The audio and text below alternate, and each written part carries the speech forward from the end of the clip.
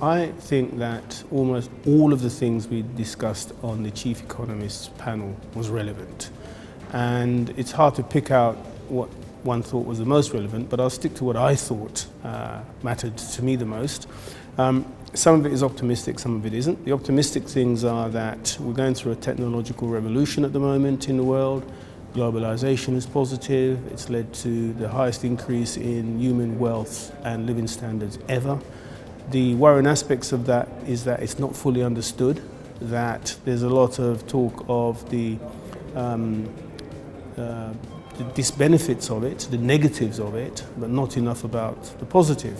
So some of the positives, for instance, are that never before so many people had so much, and distinguishing between those who have lots of money and those who haven't is actually very difficult, unless in some societies it may be possible. But if you are in what one would call a normal middle class environment, then you can't tell by looking at people who has how much wealth, because you may all just in the same t-shirts and jeans and sneakers and so on.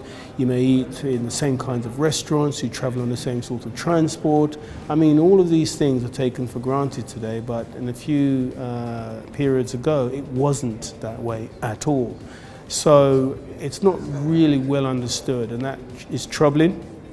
I think that there's some other things we discussed around current policy on monetary rates, for example. How low can they go? How low will they be able to be sustained? How long can they stay at current levels? Exchange rates, the way the world is changing with the emerging economies grabbing a bigger share of global GDP, catching up with their share of global population. How does Europe react to this? How does it stay competitive in a world where it's being caught?